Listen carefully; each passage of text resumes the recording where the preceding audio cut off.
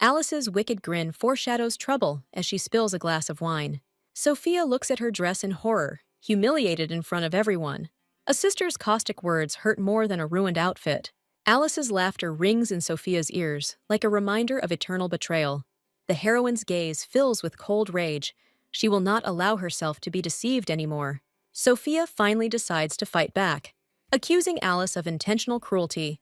Alice masterfully feigns innocence while trying to make her sister look guilty. The girl coquettishly complains to Leo, pointing out the mess made by Sophia.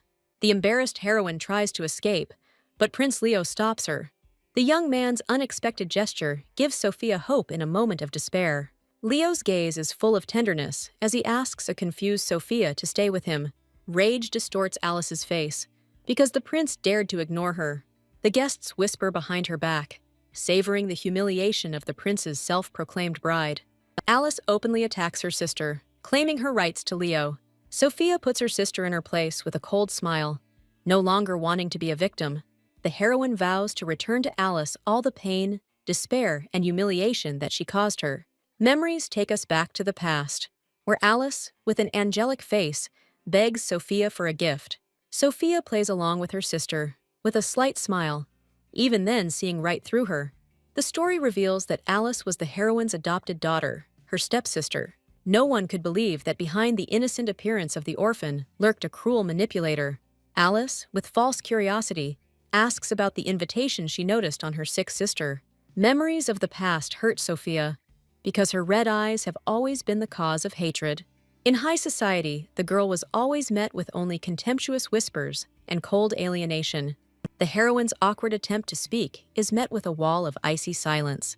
Envious glances and evil rumors turned Sophia into an outcast, branded as the devil's spawn. She desperately did not understand why her mere presence sowed only fear and discomfort around her.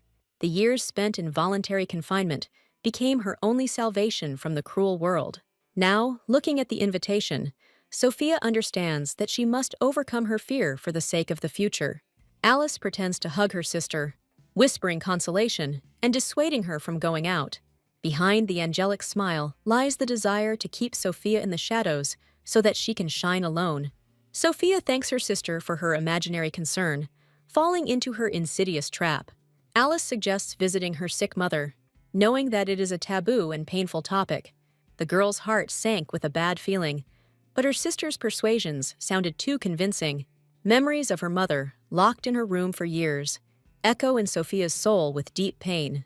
Alice's sly smile betrays her true intentions as the unsuspecting heroine leaves. The girl stands alone in the ominous corridor, not yet knowing that her sister has cruelly set her up. With timid hope, Sophia looks into the room, dreaming of a long-awaited meeting.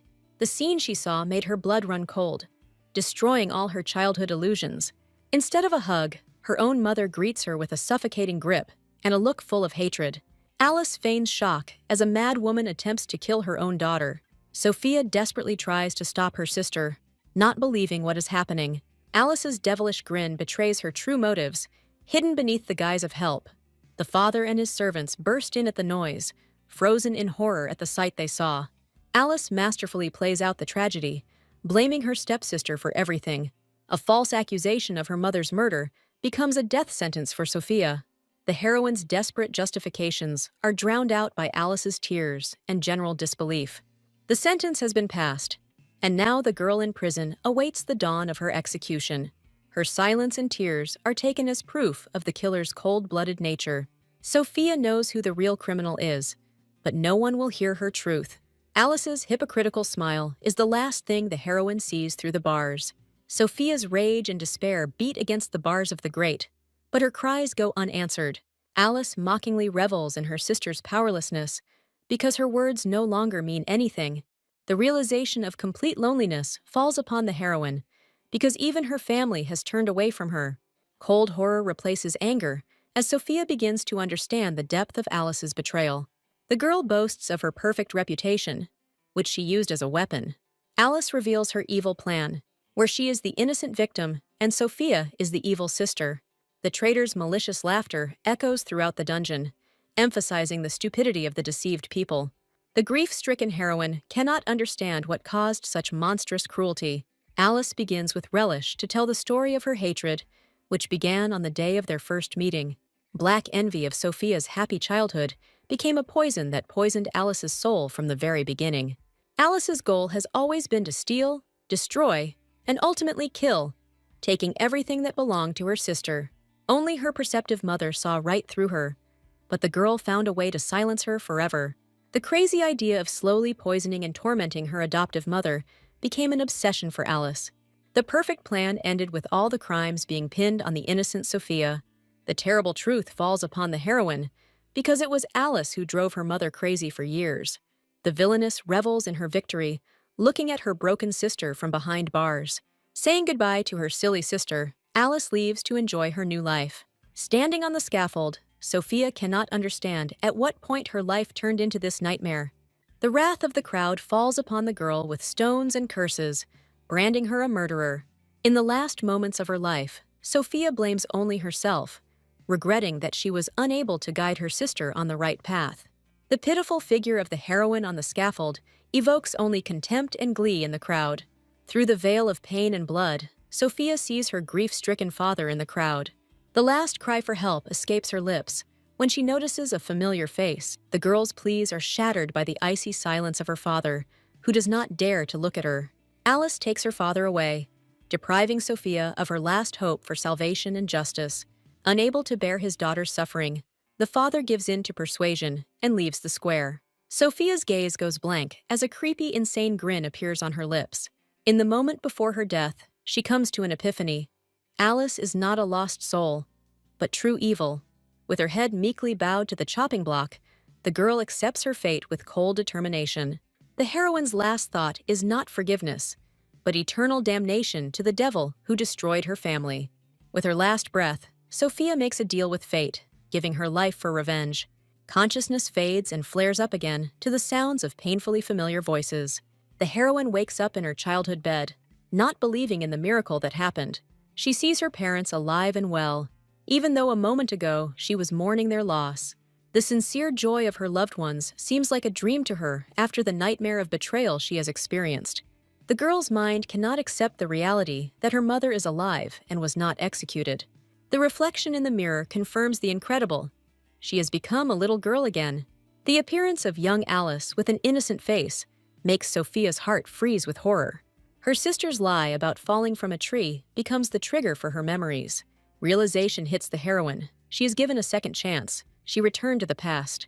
Alice's false concern no longer touches Sophia, who sees her as nothing more than a reminder of her past stupidity. A mad laugh bursts out of the heroine's chest, leaving the young villain in complete shock. Alice cannot understand the reason for such a reaction, because her mask of innocence has never failed. Knowing her sister's true nature, Sophia can hardly restrain herself from laughing in her face at such impudence. With an icy smile, the girl thanks her sister, vowing to never make the same mistakes again. Now that fate has given her a second chance, Sophia will become a predator herself and take everything from Alice. The sudden laughter frightens the parents, who are worried about the condition of their daughter, who has just woken up.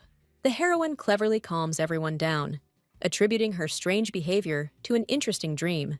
The father looks at his daughter doubtfully, worrying whether she will be able to attend the upcoming banquet. The invitation to Prince Leo's anniversary becomes a sign for Sophia, as it was from this event that her path to destruction began. Thoughts about Prince Leo evoke mixed feelings in Sophia, because he was part of her tragedy. Cold and unapproachable, he always seemed like an unattainable peak for everyone. In a past life, an injury prevented her from attending a banquet, opening the way for her sister's intrigues. Alice is excitedly anticipating her meeting with the prince, seeing him as her ticket to royal life. A cunning plan is already brewing in Sophia's head to turn her sister's dreams into a living hell. The invitation, addressed only to Sophia, becomes the first stumbling block for Alice. The girl throws a tantrum, demanding from her father the opportunity to get to the desired appointment. With childish spontaneity, Alice declares her desire to become a princess, causing her mother to be touched. Her angelic appearance and feigned sweetness serve as the perfect weapon for manipulation. Sophia realizes that her sister's obsession with the prince was her main goal from the very beginning. In her past life, Alice almost achieved her goal, as the question of her marriage to the prince was almost decided. Sophia firmly declares her desire to go to the ball, taking the first step towards changing her destiny. Behind the innocent smile lies a cold calculation to get closer to the prince and ruin his sister's plans. The realization that Sophia is a more worthy candidate awakens a fierce hatred in Alice. A sweet smile hides a steely determination to take away from her sister her main goal. Prince Leo. The story takes us to the wealthy kingdom of Richelieu, where the upcoming drama will unfold. Under the rule of a wise king, the state flourished under an absolute monarchy. The only hope and heir to the throne was the long-awaited son, Prince Leo Richelieu. The heavy chains of duty and the best education shackled the childhood of the only heir. As a result of such an upbringing, a cold and insightful young man grew up, not susceptible to flattery. Pleas for mercy are shattered by the icy calm of young Prince Leo. At the age of 15, he mercilessly executed nobles, knowing no compassion. Loyal to his subjects, the future king hid a heart of ice under a mask of duty. In her past life, Sophia saw him only once, at a banquet in honor of his 16th birthday. The prince's frighteningly emotionless gaze left an indelible mark on her memory. Now, looking in the mirror, the girl prepares with anticipation for a new meeting. Prince Leo's 10th birthday has arrived, setting off a chain of fateful events. Young Sophia, the Duke's eldest daughter, appears before high society for the first time. Her appearance creates a sensation, eclipsing everyone present with her beauty. The admiring glances of the guests confirm that today, she is the main star of the evening. Father proudly introduces Sophia, while Alice remains in the shadows, hiding her envy. By feigning dissatisfaction, the girl tries to draw attention to herself, reproaching her sister for selfishness. Alice bursts into the conversation with a charming smile, introducing herself as the little sister and stealing the moment. Her feigned spontaneity deceives guests, who mistake her impudence for childish energy. The general affection only feeds the ego of the villain, who masterfully plays the role of a charming child. Behind her sweet smile lies disdain, for in her thoughts she considers all gullible nobles fools. Sophia can hardly contain her disgust, because now it's as if she can read all of her sister's dark thoughts. The irritation grows, because the heroine understands that Alice has achieved her goal with another hysteria. Citing fatigue, the girl decides to leave the room to put her plan into action. Having calmed her worried mother, Sophia leaves with a conspiratorial smile, preparing to strike back. Under cover of night, Sophia scolds herself for a moment of weakness, because emotions are a luxury. She understands that any open hostility will only give Alice an excuse to play the victim again. Her goal is not just to survive, but to prevent her sister from getting close to the prince at any cost. In her past life, their meeting never took place, and this banquet is her only chance to change her fate. An unexpected acquaintance here, far from everyone, could become her main trump card in this game. The girl's intuition tells her that the hero of the occasion should be sought not in the noisy hall, but in the silence of the garden. Suddenly, quiet sobs reach her ears, disturbing the night's idyll. Among the roses, she finds a lonely, crying boy who looks nothing like the future cold-blooded tyrant. Sophia moves closer to comfort the stranger, but her gaze freezes on his chest. The royal coat of arms leaves no doubt. This vulnerable child is Prince Leo.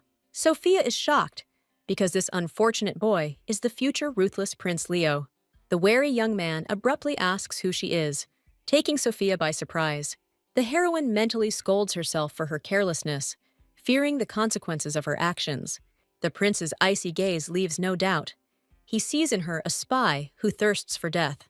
Surprise replaces anger, because no one ever dared to speak to him, knowing his status. A sudden embarrassment causes the young man to stutter, destroying his image as a cold heir.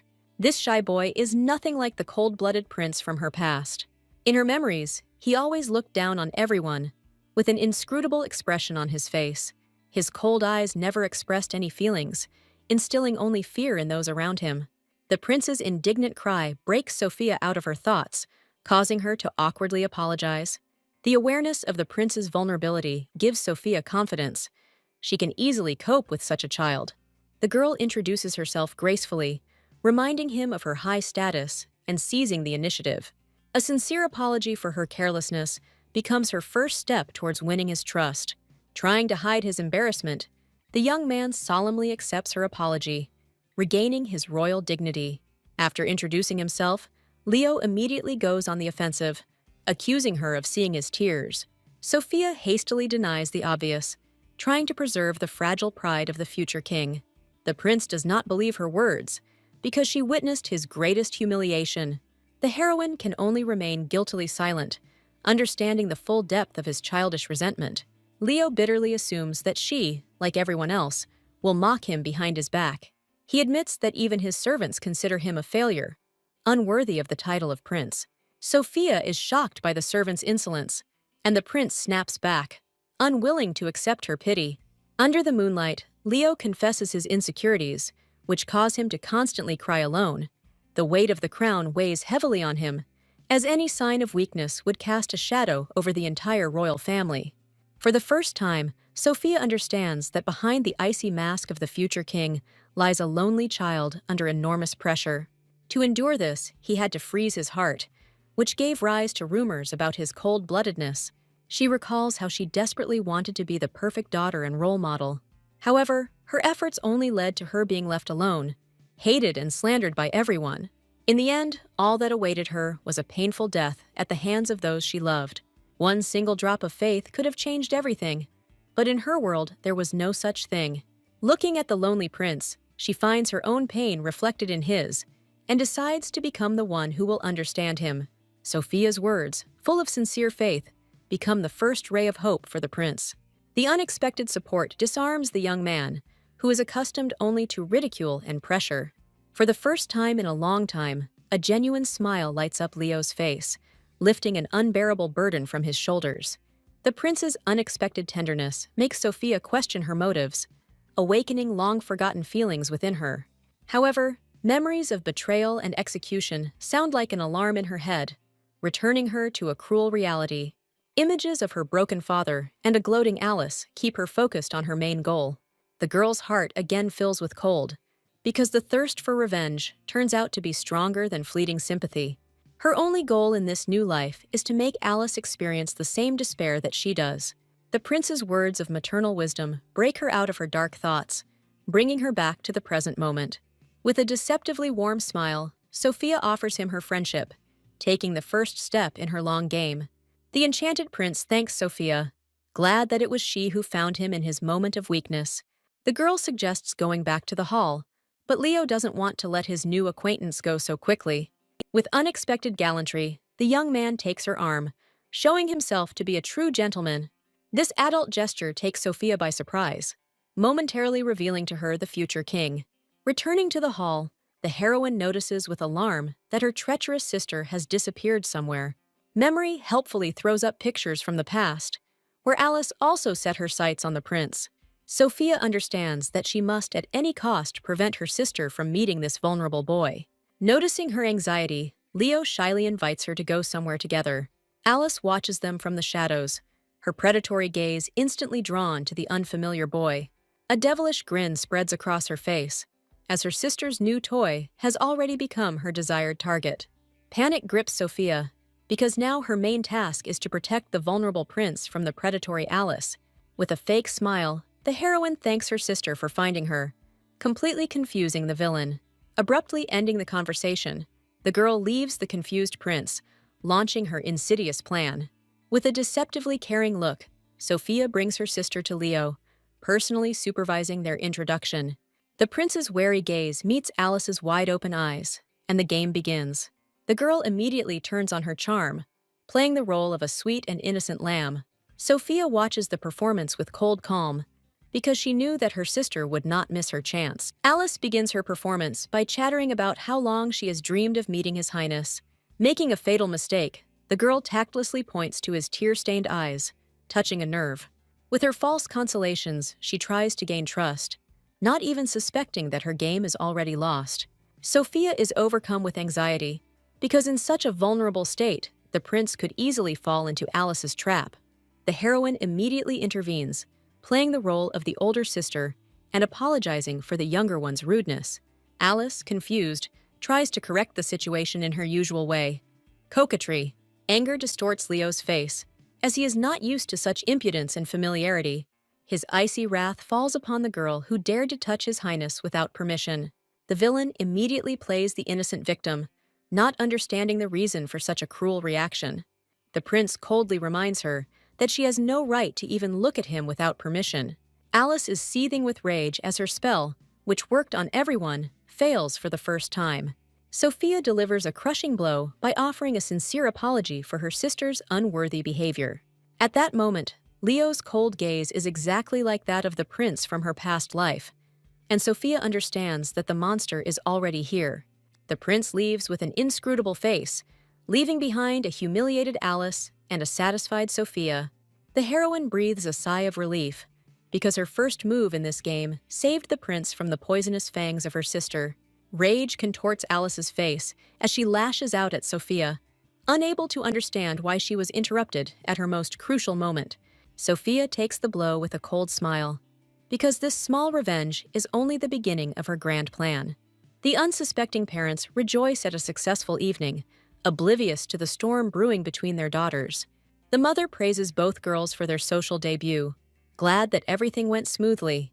Sophia plays along, feigning excitement before such a worthy highness, hiding her true feelings. The mother's sly smile reveals her insight. She sees everything, but for now she prefers to remain silent. Sophia's thoughts return to Leo again, because now she is worried not about Alice, but about his own condition. She notices how the boy has put his ice mask back on, avoiding any eye contact with her. The contrast between the sweet boy in the garden and the cold prince in the hall confuses Sophia. Could it be that that touching meeting was just a dream, and before her was the future tyrant again?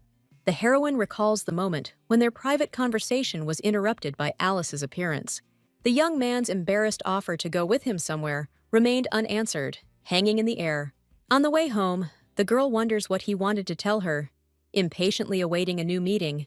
The next day, life goes on as usual in the Duke's luxurious mansion. Sophia recalls yesterday evening with a satisfied smile, because her first contact with the prince was successful. Now she needs a new plan to get closer to Leo and strengthen her position. A sudden call breaks her from her thoughts, foreshadowing a new event. A sly smile touches the heroine's lips. It seems the next opportunity is just coming her way. Teacher Louise's stern gaze meets Sophia, foreshadowing another moralizing lesson. A woman's irritation reveals her bias, because she is looking for any reason to reproach. With an angelic smile, the heroine apologizes, disarming her mentor with her impeccable politeness. The teacher's caustic remark, holding Alice up as an example, only serves to inflame Sophia's cold determination. Louise's hypocrisy only makes the girl smile, as she blindly indulges her favorite's rudeness. In an authoritative tone, Sophia reminds the teacher that classes are about to begin, subtly indicating her place. Behind the mentor's arrogant attitude lies her real name, Louise Virgo, a pawn in someone else's game. The heroine recalls that it was this woman who became Alice's first ally, blindly creating the ideal lady out of her. A devilish smile lights up Sophia's face, because in this life, she will ensure the quick dismissal of the hypocritical teacher. The very first lesson becomes a battlefield where Sophia is ready to demonstrate her superiority. The teacher, with a sly grin, expects Sophia to fail, confident in her incompetence. Sophia recalls this impossible task, which in her past life became a real test for her. Envy and hatred for Sophia's status make Louise revel in her cruelty, deliberately humiliating the girl. The story reveals that the teacher is a descendant of an ancient and respected family of counts. From a young age, she considered herself a genius, born for great achievements, and not for teaching stupid aristocrats. However, her mother's extravagance and the family's debts destroyed her brilliant future, forcing her to marry for convenience. Her own father sold her, trading his brilliant daughter for financial stability and ruining her life. This resentment turned her into a wasteful and arrogant woman who disdained her duties. She takes out her anger on her subordinates, reveling in the power she was deprived of in her own family. Any reminder of her fall sends her into fits of rage, revealing the true nature of the unfortunate woman. The manager meekly withdraws, leaving the lady alone with her rage. Her husband, a rude soldier, evokes only contempt and disgust in Louise. The only good thing about this marriage was that her commoner husband never interfered in her affairs. It was this useless idiot who forced her, a brilliant aristocrat, to become a tutor. Fate brought her to the Duke's house, forcing her to teach two daughters, one of whom would become her undoing. On the first day of their acquaintance, Sophia's angelic smile was perceived as a challenge. The teacher's innate pride did not allow her to accept the student's politeness, seeing in it only mockery. Behind the polite introduction hid a seething hatred for the new job and envy of the Duke's glittering world. After 2 weeks of humiliation, Louise finishes the lesson, but a child's voice behind her makes her freeze. Alice's innocent appearance is deceptive, and her appearance foreshadows the beginning of a new manipulation. Alice begins her game with an angelic smile, asking the teacher for a moment of attention. In a conspiratorial whisper, she begins to weave a web of lies, knowing that the teacher will listen to her. Venomous words fly from her lips as she slanders her sister, accusing her of disrespect. Alice masterfully plays the innocent bystander, confirming her lie and leaving Louise in shock. The fear of being fired grips the teacher's heart like an icy grip, making her vulnerable to further manipulation. Changing tactics, the girl immediately begins to praise the lessons, contrasting herself with her ungrateful sister. A stream of flattery and admiration falls upon Louise, lulling her vigilance and winning her favor. The deceived teacher praises Alice for her honesty, not even suspecting that she has become a puppet in her hands. With an innocent look, Alice offers to give Sophia more difficult tasks, hiding her desire to humiliate under a mask of admiration. The final blow has been dealt. A subtle hint of Sophia's superiority hurts the teacher's pride and decides the heroine's fate. Alice's words hit home, and now the teacher's wounded pride is eager to teach Sophia a lesson. Blinded by anger, Louise decides to make the arrogant girl regret her insolence. The lesson begins with a show of affection for Alice, who is given the simplest tasks. The teacher greets any mistake made by her favorite with an encouraging smile, emphasizing the difference in attitude. At the end of the lesson, Sophia timidly tries to ask a question, knowing what a storm it will cause. The irritation on Louise's face turns to contempt at the mere sight of the hated student. Feigning incomprehension, the heroine admits that complex classical literature is beyond her capabilities. Predictable rage falls upon the girl, because the teacher was just waiting for a reason to humiliate her. Louise screams, shaming Sophia and reveling in her apparent stupidity in front of Alice. Holding back tears, the heroine meekly apologizes, allowing the humiliation to become the next step in her plan. Louise's satisfied grin betrays her sadistic pleasure, as Sophia never complained about her bullying. The more she tormented the girl, the more she withdrew into herself, giving the teacher perverted pleasure. A sly smile touches Louise's lips, because today she will be able to enjoy her small victory again. With a sparkle in her eyes, Sophia begins to answer the most difficult task, amazing the teacher with the depth of her knowledge. The perfect answer from a smart and confident girl completely destroys the image of a stupid, empty shell. Sophia doesn't just answer, but offers her own perspective on the problem, leaving the teacher stumped. With a sly smile, the girl asks Louise for her opinion, knowing full well that she won't be able to answer her. Under the pretext of an interesting task, Sophia announces that she has invited a special guest for the discussion. A smiling Viscount Virgo enters the room, and his appearance comes as a complete surprise to his wife. Horror distorts Louise's face as the man she despised most witnessed her humiliation. Panic grips Louise, because the appearance of her husband is the last thing she expected. The Viscount explains with a smile that Lady Sophia herself invited him, wanting to surprise her wife. Sophia's mother plays along, apologizing for the surprise and completely cutting off the teacher's escape route. With a charming smile, the heroine asks the Viscount to evaluate her essay, delivering the decisive blow. Louise's desperate attempt to stop her husband fails, because he has already picked up the piece of paper. With a warm smile, the man begins to read, not yet suspecting that he is holding in his hands proof of his wife's professional incompetence. His face darkens as he turns to his wife with an icy question, demanding an explanation. Even an uneducated soldier understands that such a task is beyond the capabilities of an ordinary 8-year-old child. Anger distorts the Viscount's face when he realizes what his wife was really thinking. In a last desperate attempt to save herself, Louise tries to place all the blame on the willful Sophia. The Duchess asks Sophia, but Louise immediately interrupts, continuing her lying tirade. She accuses the girl of arrogance and haughtiness, trying to portray herself as a victim. In her crazy speeches, she convinces herself that she was only correcting the behavior of an unbearable child. Sophia watches the hysteria with cold calm, knowing that the teacher is digging her own grave. Enraged by the lie, the Viscount rudely interrupts his wife, not allowing her to disgrace herself any further.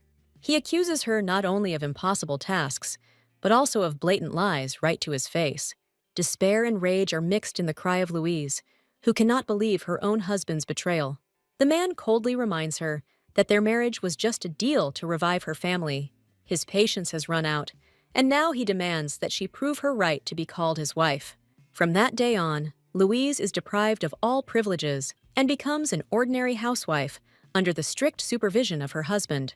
Louise clings to her title in desperation, not realizing that it has long since lost its power. The Viscount mercilessly reminds her that she is the daughter of a ruined family, saved only by his marriage. Her hysterical cry about her own genius sounds like a last attempt to hold together a crumbling world. With icy calm, the husband asks if she still hasn't realized her true situation. He promises to knock the arrogance out of her if she thinks she's too smart for her current status. Alice watches the scene in bewilderment, not understanding why her perfect puppet has gotten out of control. Father sympathizes with Sophia, believing that today has become a real disaster for her. The heroine apologizes with feigned sadness, taking the blame for inviting the Viscount. Sophia knew about Louise's contempt for her husband and used it as her main weapon. A devilish smile touches the girl's lips, because the humiliation of the arrogant teacher gives her true pleasure. Sophia understands that in the past, Louise was just a puppet in the hands of the insidious Alice. The realization that the main enemy is still nearby makes the girl be on guard. A father's tender caress gives the heroine a rare moment of warmth and support. Words of pride from her father become the best reward for Sophia's intelligence and courage. The girl breathes a sigh of relief, as the first pawn in her game has been successfully knocked off the board. The father raises the issue of a new teacher in a puzzled manner, not knowing that his daughter already has a plan. Sophia prepares to make her request, making the next move in her well-thought-out strategy. A sudden noise interrupts their conversation as an agitated butler bursts into the room. An urgent letter from the royal family comes as a complete surprise to everyone present. The news that the message is from Prince Leo himself makes Sophia's heart skip a beat in anticipation. A week later, the day of the long-awaited meeting arrives in a magnificent palace. The invitation to a private tea party with the prince came as a pleasant surprise to Sophia. It seems her plan to gain trust worked even better than she expected. A malicious smile appears on the girl's face as she remembers Alice's sour expression. The maid announces Lady Sophia's arrival, and the moment of truth finally arrives. Now her main goal is to finally charm the prince and secure his support. With an impeccable smile and manners, the heroine greets His Highness, playing the role of an ideal lady. The prince greets her with an inscrutable expression, but his attentive gaze speaks volumes. Sophia notices that from the moment she appeared, he has not taken his eyes off her, trying to read her thoughts. The girl drains her cup of tea in her excitement, awkwardly ruining her perfect image and causing herself annoyance. An awkward silence is broken by the prince's question, and Sophia sheepishly confirms that her tea is finished. With unexpected gallantry, the young man himself takes hold of the teapot to fill her cup. This graceful and completely unroyal gesture takes the girl by surprise. She understands that he sent away all the servants on purpose so that he could be alone with her. His expression is unreadable, leaving Sophia at a loss for words. Having gathered her courage, the heroine decides to take the initiative into her own hands and ask him directly about his intentions. To her surprise, Leo admits that he was looking forward to this meeting more than she was. He recalls that very incident in the garden that marked the beginning of their strange acquaintance. With despair in his voice, the prince demands that she tell no one about his momentary weakness. Finally, Sophia understands the true reason for this tea party. He called her to make her promise to keep his secret. Sophia, with a slight smile, agrees to forget the incident, if that is His Highness's wish. Her feigned indifference infuriates the prince, because he did not want to erase this from his memory. With embarrassment in his voice, the young man asks her not to forget about their acquaintance, because it is important to him. With a warm smile, The heroine assures that this evening has become a dear memory for her. Satisfied with the answer, Leo smiles shyly, declaring what happened their little secret. Sophia cleverly changes the subject, asking about his life in the castle and his relationship with his father. The inspired young man enthusiastically tells how the king listens to his stories about various things. Seeing his genuine joy, the girl understands how much he values these rare moments with his father. With slight envy, she admits that, as a woman, she is not allowed to study her father's work. The prince's unexpected question about her interest in governing the territory takes Sophia by surprise. Sophia enthusiastically declares that her knowledge may one day be useful to the kingdom. The prince is surprised, because noble ladies are usually only interested in clothes and gossip. His remark about her oddity sounds more like a compliment, setting her apart from the crowd.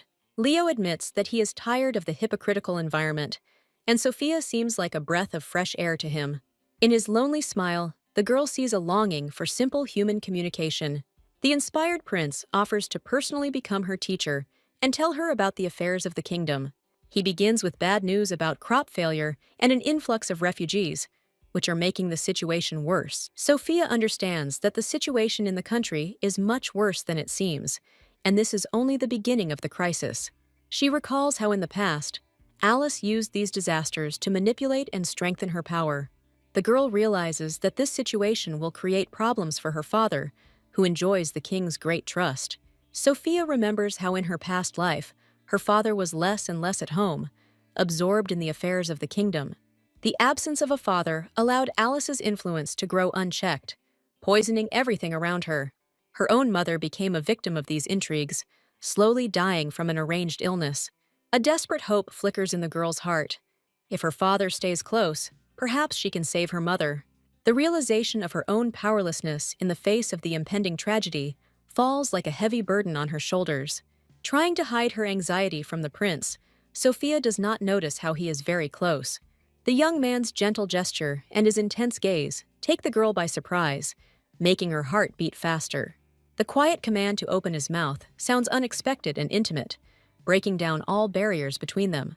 The sweet taste of chocolate mixes with excitement, creating a moment of unexpected intimacy. His embarrassed concern and awkward apologies completely disarm Sophia, causing her to blush. The prince admits that around her he starts talking nonsense, losing his royal composure. With a sly smile, he admits that he hopes for her understanding, seeing her as the only person who will listen to him. Her tender gesture and sincere words become for him the invitation he has been waiting for so long.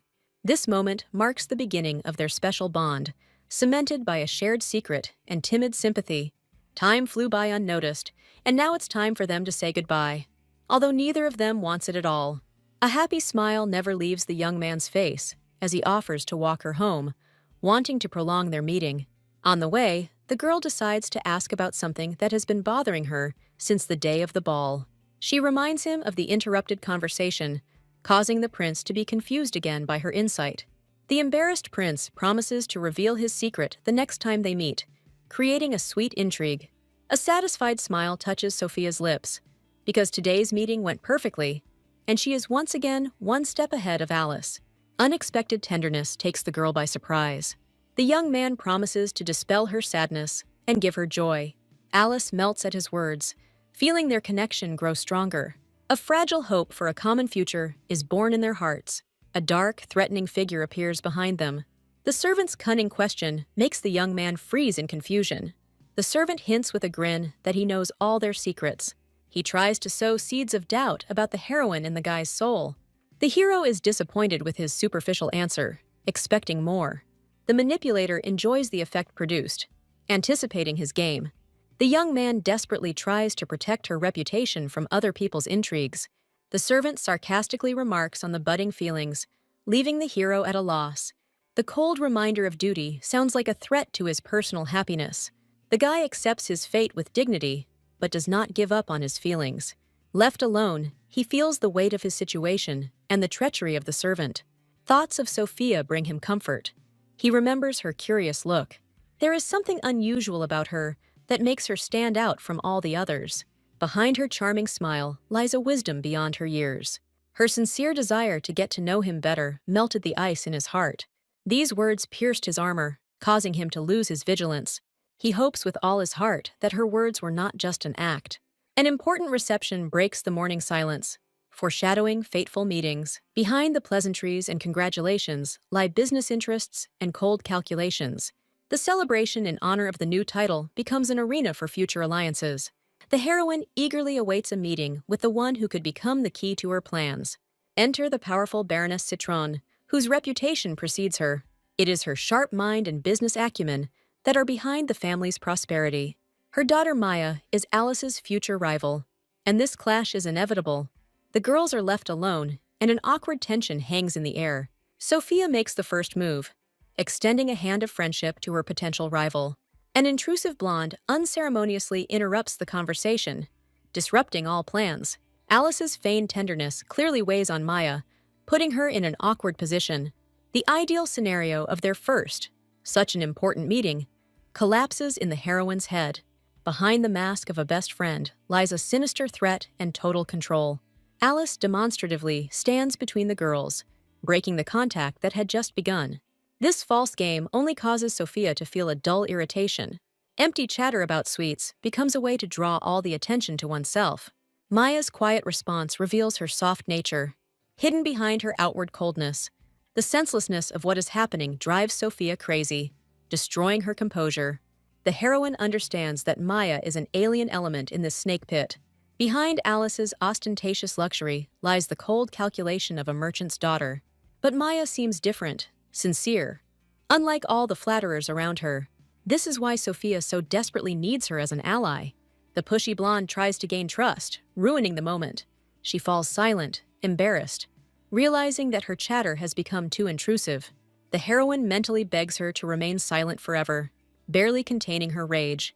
But outwardly, she maintains a mask of friendliness, hiding her true feelings. The past is coming back, and now the former shadow wants to take its place. Maya uses business as an excuse to strengthen their fragile bond.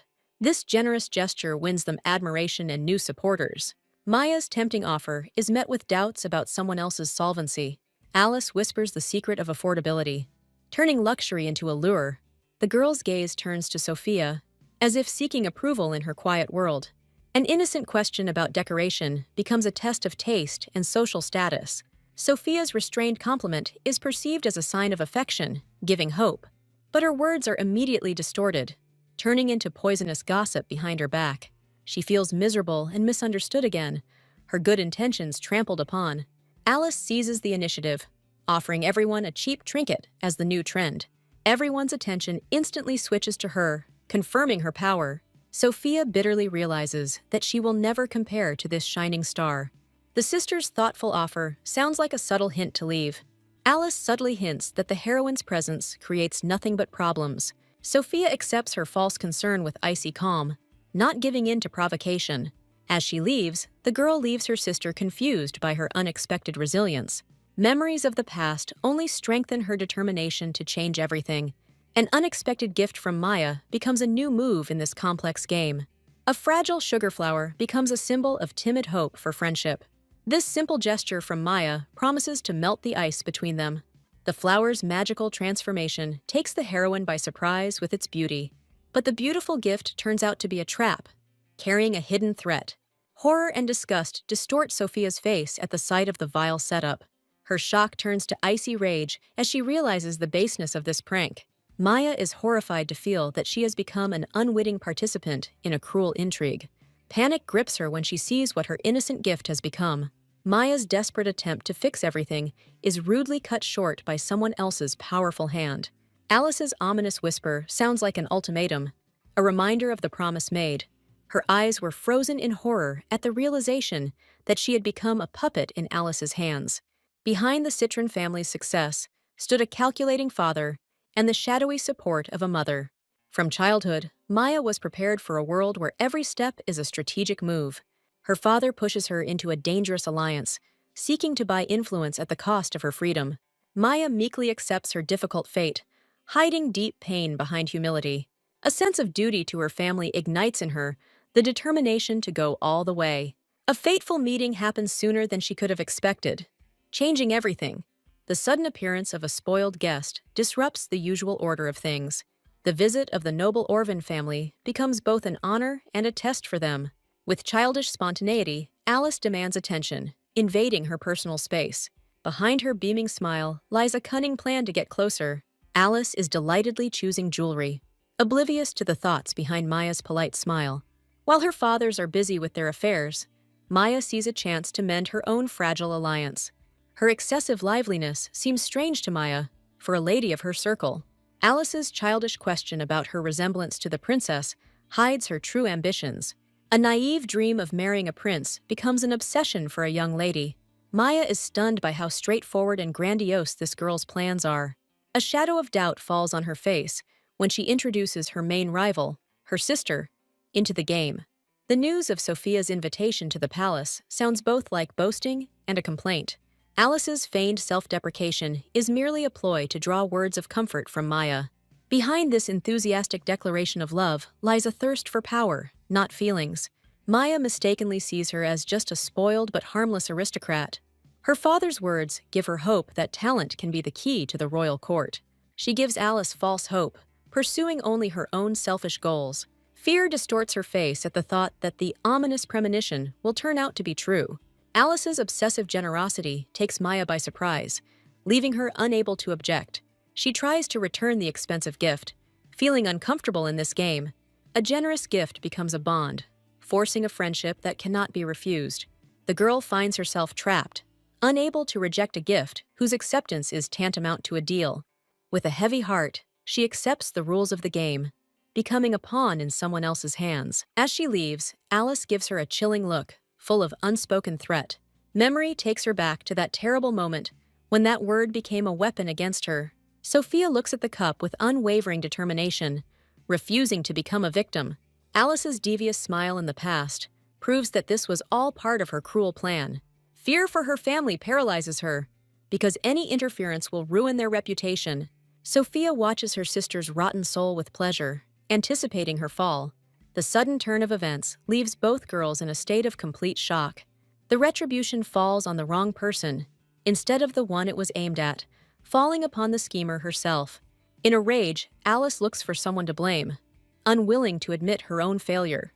The heroine skillfully plays the role of an innocent victim, hiding her glee. She easily rewrites history, making everything look like an absurd accident. Humiliated and misunderstood, Alice runs away, vowing to avenge her insult. Sophia whispers to Maya about the unique opportunity born out of this chaos. The appearance of adults takes the conflict to a new level, threatening exposure. Behind the apparent calm of the heroine and Maya lies a perfectly staged performance. The father demands an explanation, completely trusting the false complaint of his youngest daughter. In a blind rage, Alice attacks her sister, not realizing how she lost. Sophia masterfully portrays pain and remorse, making her sister feel guilty. She begins her story by turning the truth into a clever lie about an accident. A ridiculous accident with a beetle becomes the perfect cover for her revenge. By feigning gratitude for forgiveness, she completely misleads her sister. Alice begins to believe in her sister's kindness, not noticing how she pulls the strings. Sophia's inner voice revels in its victory over its naive and cruel sister. The father is relieved to believe in their reconciliation, not seeing the devilish gleam in the eyes of his eldest daughter. Alice desperately tries to prove her case by accusing her sister of lying. Her cries of conspiracy sound like the ravings of a madwoman, depriving her of all credibility. Sophia, with feigned sympathy, portrays her sister as distraught with grief. In an attempt to find proof, Alice frightens Maya with her obsession. She presents the evidence triumphantly, confident of her inevitable victory. But the evidence is gone, and her triumph turns to mad despair. The heroine mentally returns all her accusations to her sister, enjoying revenge. Alice's hysteria reaches its peak, shocking and alienating everyone present. Her father tries to calm her down, but she has already lost control of reality. Sophia approaches with false sympathy, delivering the final crushing blow. Her sister's cold whisper finally breaks Alice, making her actions seem stupid and childish. The father easily believes in the innocence of his eldest daughter, blaming everything on a misunderstanding. The Duke is forced to humbly apologize for the scene his daughter created. Broken and humiliated, Alice is led away, left alone with her shame. She is left completely alone when even those closest to her refuse to believe her. In her room, Sophia revels in her brilliant victory, celebrating her triumph. The main goal was achieved. She was able to free Maya from her sister's influence. The memory of Alice's feigned horror sends her into a fit of childish glee. But joy gives way to anxiety, because she understands how risky this game was. Fear only strengthens her resolve, because now there is simply no turning back. The fear in Maya's eyes awakens memories of her own pain and humiliation. The morning silence is broken by an unexpected visit, finding her completely unprepared. The news of a parcel from the royal family comes as a bolt from the blue. Her heart stops in shock, because such a sign of attention can change everything. What ends up in her hands is not just a letter, but the key to a new stage of her game. She greets the new day with an image of innocence that hides a steely determination. She casually drops news of a gift from the prince, starting a wave of rumors. The admiration of the maids becomes the first fruit of her cunning plan. She turns her visit to Maya into another step towards winning the prince. Behind her feigned embarrassment lies pure pleasure from the attention. She didn't lie, but simply skillfully embellished the truth, turning a quiet gift into a loud event. The maids, who love rumors, become her unwitting allies in spreading lies. Poisonous gossip reaches Alice's ears, awakening jealousy and a thirst for revenge in her. At the Citron estate, the heroine is greeted with delight and offered the best outfits. The sincere hospitality of Maya and her family becomes a reliable support for Sophia. Every word of flattery from the servants only confirms how perfectly her plan is working. Suddenly, she stops Maya, preparing to play the next act of her performance. The sharp bow shocks the girl, not allowing her to come to her senses. Sophia, with masterfully feigned remorse, apologizes for the quarrel into which she dragged her new friend. Maya's gratitude for her help finally strengthens their alliance, which was based on lies. Maya froze in horror, struck by Sophia's icy calm in the midst of chaos. Fear for her family grips her. As this scandal threatens to destroy their reputation, the heroine takes control of the situation, proposing a daring and quick rescue plan. Throwing the evidence out the window is the only way out, and there is simply no time for doubt. Her passionate plea to trust her becomes a lifeline for Maya in the darkness. By succumbing to her will, Maya gets rid of the poisonous gift, burning all bridges behind her. The girl, with relief, convinces herself that this was the only way to protect the family. Sophia subtly reminds him of another sweetness, testing the depth of her newfound devotion. Naive Maya admires her foresight, not seeing the hidden manipulation behind it. She finally realizes that behind every step of Sophia, there is a brilliant and cold calculation. Behind the mask of innocence lies a keen mind that no one should underestimate. The sincerity of her desperate desire to help becomes the final argument in this game. At that moment, Maya realizes that she is not facing an enemy, but her only chance for salvation. Her father's advice found its echo. She found a patron worthy of her service. The girl kneels, swearing an oath of allegiance to the one who showed her his strength. The heroine accepts her decision with feigned surprise, hiding her triumph. This oath becomes for Maya not a burden, but an honor that she dreamed of. In her past life, she was just her sister's shadow, but now she builds her own environment. Sophia offers her friendship, turning the servant into her most devoted ally. This simple gesture becomes the fulfillment of a dream for Maya that she never dared to think about. This friendship that she had dreamed of for so long had finally become a reality. Their connection was predetermined in their past. Such a tragic life. For Maya, this friendship is an impossible dream come true. For the first time in a long time, Sophia's soul finds peace next to her faithful friend. A secret letter from the prince seals their alliance, making it even more dangerous. Rays of new happiness begin to heal the deep wounds of her past life. She naively believes that a harsh lesson will make her sister retreat forever. A new life is her chance to rewrite everything and protect her family from death.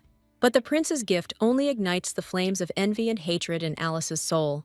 However, the sister's fragile world is doomed to collapse in a bloody and brutal denouement. The memory of the mad gleam in her sister's eyes still chills her blood. Bedridden, Alice plays out the drama of an innocent and suffering victim. The doctor's terrifying diagnosis leaves no doubt.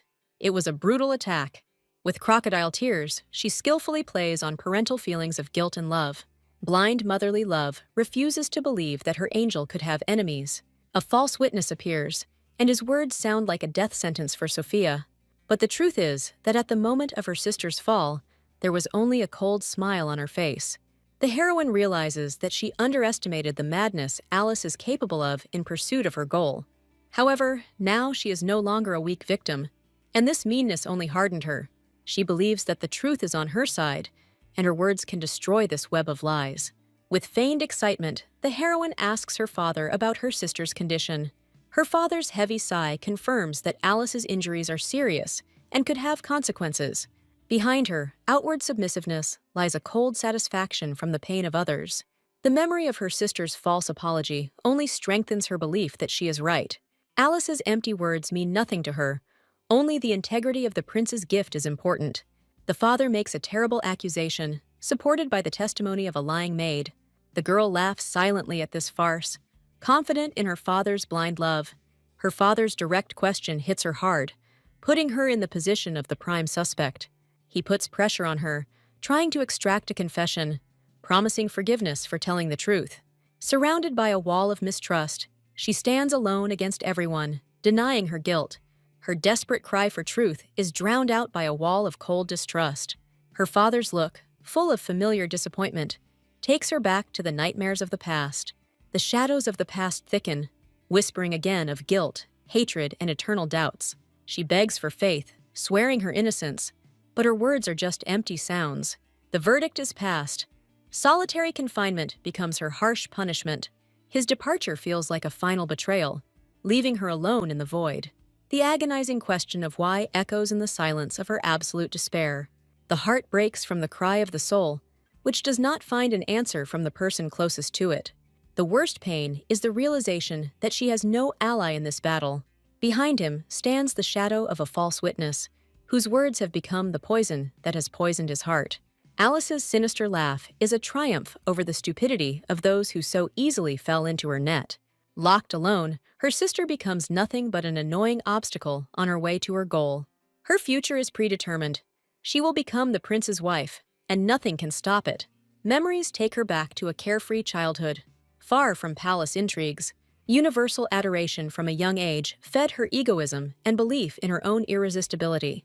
This love for oneself is based on a firm belief in one's own uniqueness and superiority.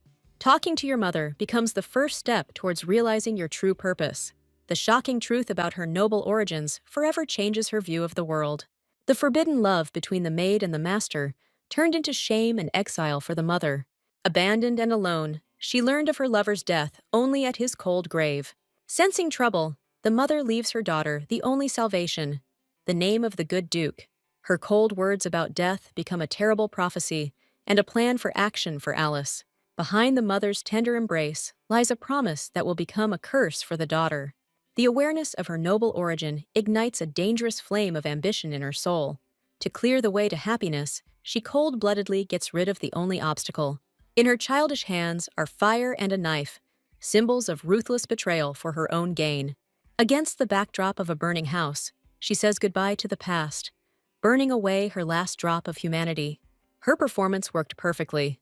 The orphan's tears open the doors to a new, rich life for her. In the reflection, she sees not herself, but the chosen one, whose peculiarity justifies any cruelty.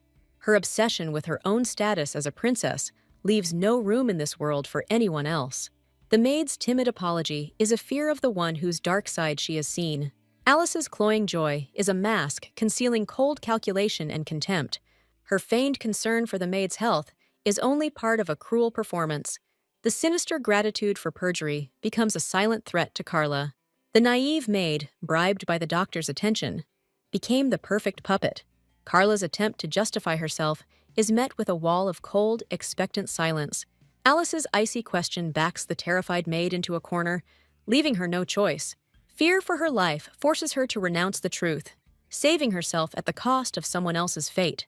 Behind Alice's false sympathy lies an icy contempt for the broken victim. She reassures her, knowing that from now on, this soul is completely in her power. An expensive trinket becomes payment for a lie and a symbol of eternal submission. The promise of new trinkets finally buys her loyalty and silence.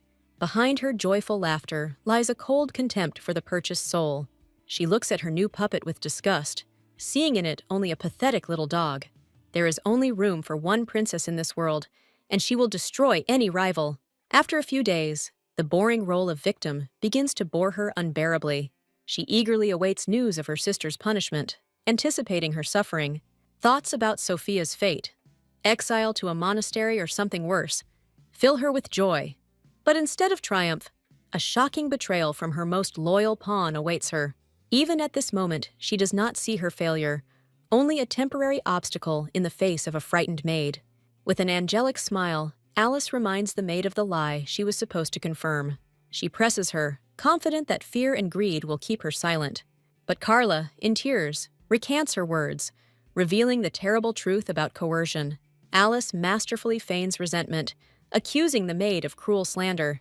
Sophia's sudden appearance at the door comes as a complete surprise to the intriguer. The heroine, with a cold smile, reveals her trump card, Carla's repentance and confession. For Alice, the idea that a pawn could develop a conscience seems simply unthinkable.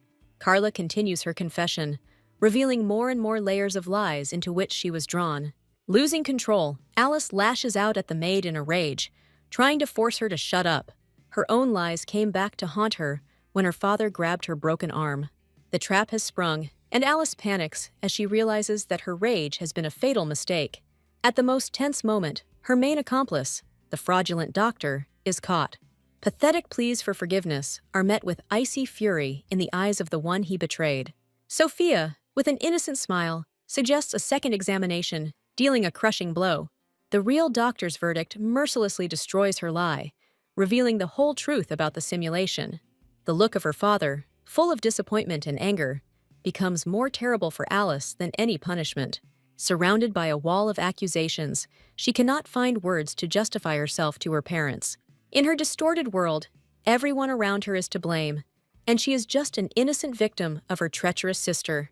Her father passes a harsh sentence, sending her to a convent to tame her cruelty. Disbelief and horror distort her face, because she never thought that her lie would lead so far. Despair overwhelms her as the maids drag her by force to a new, terrible fate. Her pride cannot bear the thought of being exiled to a society of losers. In a last desperate attempt, she feigns remorse, but her words are just another lie. The father remains adamant, giving her one last chance to reform in a long exile. Helpless rage and humiliation contort her face as she is led away from her old life. Her insane cry about her princess status is the cry of a wounded ego that refuses to accept defeat. The oath of eternal hatred meets the cold, dispassionate gaze of the winner. With her sister banished from her world, the main threat to her fragile happiness disappears. 8 long years of peace are her reward for this risky and cruel game. Blind parental love does not see the true value of this world, asking a naive question. His naive question hurts her, because she understands that even her father sees her as just an outsider. The victory seems empty to her, because in the eyes of those closest to her, she sees only condemnation. The fragile calm is interrupted by a panicked cry, foreshadowing a new, even greater disaster. An unexpected visit from the prince takes the family drama to a whole new, dangerous level. There is concern in his gaze. Rumors of her unfair punishment have brought him here. He offers her his protection and trust, wanting to hear the truth from her lips. The parents are trying to smooth things over, but now the young prince is dictating the rules. Behind his polite words lies doubt. He does not believe in the simplicity of this conflict. He openly comes to her defense, hurling bitter accusations of injustice at her parents. His words sound like a death sentence, forcing them to realize the full depth of their terrible mistake. Her words about her emotional wound make them realize the depth of her suffering. Her parents' belated repentance finally brings her long-awaited consolation. She forgives them easily because their faith is the best reward for her. In this warm embrace, she finds again the family she almost lost. The prince decisively leads her away from them, making it clear that their conversation is not over yet. In the silence of the garden, he prepares to ask questions to which he never received answers. His penetrating gaze sees right through her. He does not believe that her victory was an accident. She begins to reveal her plan, where the maid's greed became the key to her triumph. Feigned depression and the devotion of her servants became her main weapons in this quiet war. Carla's greed made her blind. She became the perfect pawn, unable to see the setup. Sophia's cold voice catches the thief off guard, interrupting her nighttime escape. With a devilish smile, She accuses the maid of theft, enjoying her horror. The evidence falls to the floor, and Carla's pathetic excuses are drowned out in silence. The heroine looks at her with contempt, calling her a pathetic liar caught red-handed.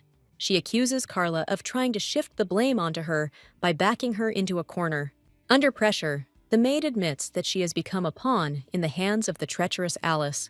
Sophia puts her before a choice, forcing her to decide on her side forever. The story of her cunning plan ends, leaving the prince completely bewildered. His genuine laughter is admiration for her intelligence and courage, not condemnation. Her plan worked perfectly, because she knew about Carla's vices from her past life.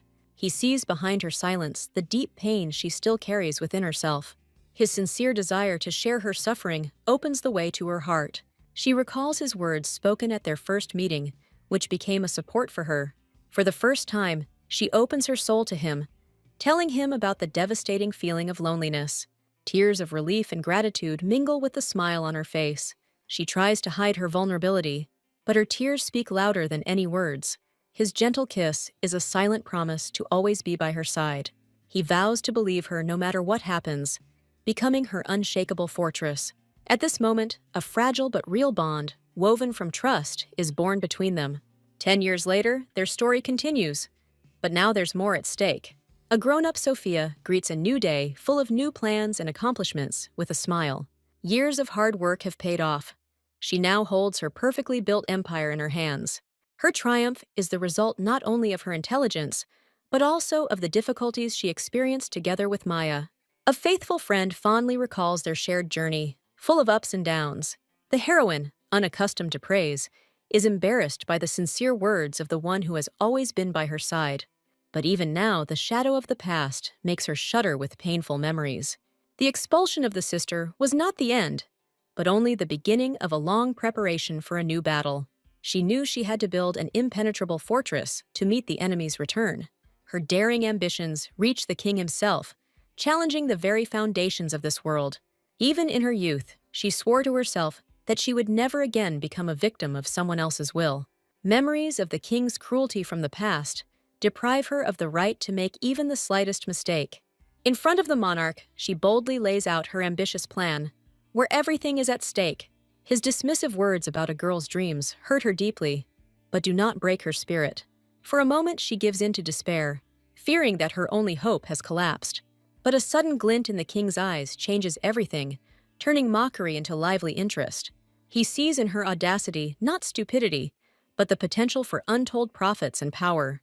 Even the prince, her faithful ally, is impressed by her bold and risky idea. The king gives his verdict. If her plan brings prosperity, she will get everything. She holds back her glee, realizing that this is only the first step towards her goal. But the prince suddenly intervenes, considering the royal generosity too dangerous for her. The archbishop's unexpected visit opens up new, brilliant prospects for her. Her people's safety report confirms that she is doing everything correctly. Sophia's influence grows, forcing even the church to seek her favor. The priest lavishes unctuous flattery, trying to charm the unapproachable heroine. She accepts his rules of the game, hiding her true thoughts behind a polite mask. Unexpected memories of the first meeting with the prince stir up old wounds. She is reliving that nightmare again, when the whole world turned away from her because of her sister's lies. The sticky fear of mistrust and loneliness still haunts her even in reality. The girl quickly wipes away her tears, ashamed to show her momentary weakness. His tender kiss and vow of eternal fidelity heal her wounded soul. An impudent visitor causes a scandal by demanding work to which he has no right. The situation escalates when he uses force against a defenseless employee. Maya's sudden appearance stops the conflict, bringing timid relief. The arrogant boor looks down on her, not seeing real power in the woman, but an icy voice from behind her makes him freeze in mute amazement. The appearance of Sophia Orvain, the true owner, comes as a shock to him. With a cold smile, she confirms her status, putting the impudent man in his place. Her aura of power suppresses his will, causing him to tremble with inexplicable fear. In desperation, he reveals his true goal, the thirst for easy and big money. Her short and merciless refusal shatters his last hope into pieces. Her business is not just trading, but providing the best people as the most valuable commodity. Accusations of discrimination are dashed against her cold, impenetrable wall. She mercilessly knocks his arrogance down a notch, pointing out that it's not a matter of status, but of his rotten nature. Her keen hearing picks up someone else's accent, turning a minor detail into a powerful weapon. With a penetrating glance, she exposes him, confirming her suspicions about his origin. The crowd's whispers add to his humiliation, turning him into an unpleasant outsider in their eyes. She corners him, demanding that he prove his innocence and the purity of his past.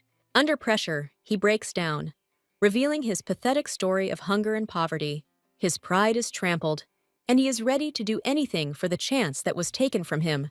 The sudden appearance of the Archbishop comes as a shock to him, but as a new trump card for her. The Church of Luminos is the only recognized religion, a symbol of purity and mercy. Archbishop Faust is a powerful figure whose authority is recognized even by the king himself. He provides protection and shelter to a desperate person, playing the role of a magnanimous savior. Confused and distrustful, he cannot understand the reason for such sudden kindness. The priest delivers a pompous speech about salvation, hiding his true motives behind it. His pious smile is just a mask behind which hides a cold and calculating mind. By flirting with a humiliated person, he demonstrates his power and imaginary compassion. Sophia can hardly stand this performance, seeing in it only cunning and hypocrisy. But behind his fine words lies a pragmatic approach. Their mercy is not selfless. The girl realizes that in this pious trickster, she has found the ideal business partner. Sophia gives him not just a job, but a chance to fight for his future and family. Her encouraging smile becomes a ray of light for him in the impenetrable darkness of despair. Shocked to the depths of his soul, he tearfully thanks her for her unimaginable generosity. Her subordinates admire the wisdom and strength of their mistress. Dreaming of becoming like her, she takes pleasure in accepting everyone's praise, playing the role of the gracious savior. This performance is just a well-thought-out move to strengthen the alliance with the church. Under the influence of religion, even the most desperate souls find faith and hope for redemption. Partnership with the church becomes a guarantee of the reliability and honesty of its company. Clients trust them, knowing that each employee has undergone rigorous selection and verification. With the support of the king and the church, her trading empire becomes an unstoppable force. The success of her venture brings her relief, but anxiety still lingers. The prince's sudden appearance and his tender compliment take her by surprise. Behind the courtesies between the prince and the archbishop lies a tense struggle for influence. The thought of an unfinished conversation with the cunning priest haunts her. The prince's casual behavior around her causes her a storm of embarrassment. This unexpected meeting disrupts the usual course of things, creating an awkward situation. He easily admits to his frequent visits, which confuses the girl even more. The young man openly declares his intentions, pushing the archbishop into the background. The priest plays his trump card, switching his attention to works of mercy. Letters of gratitude from rescued children become a powerful weapon in his hands. Behind her business lay another secret mission, developing a cure for the plague. With the company's funds, she financed research and provided free assistance to patients. Her main goal was to stop her sister, who had used the epidemic for her own purposes in the past.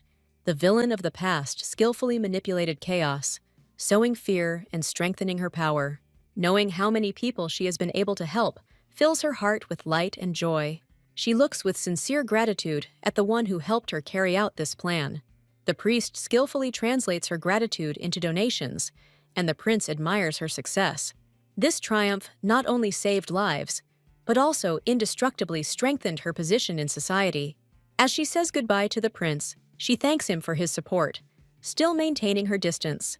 His sudden question about formalities catches her off guard, hinting at something more. He notices that she acts as distantly with him as she does with others. His bold request for intimacy breaks down the wall of formality between them. Every meeting between them is now filled with sweet nonsense that makes her heart flutter. He changed, and his former stiffness was replaced by confidence and tenderness.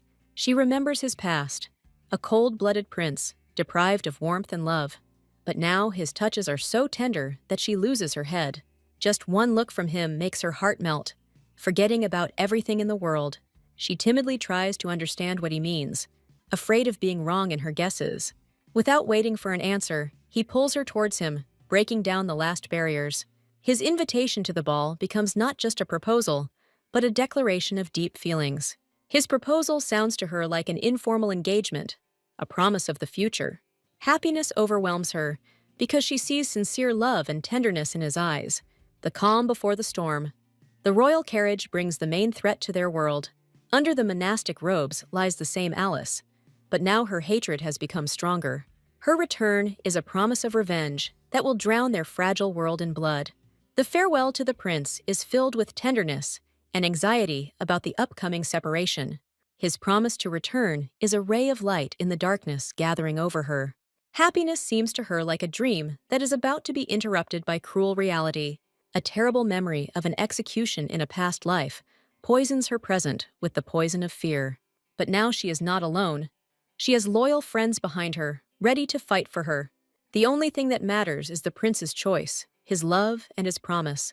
With this confidence in her heart, she is ready to face any storm without fear.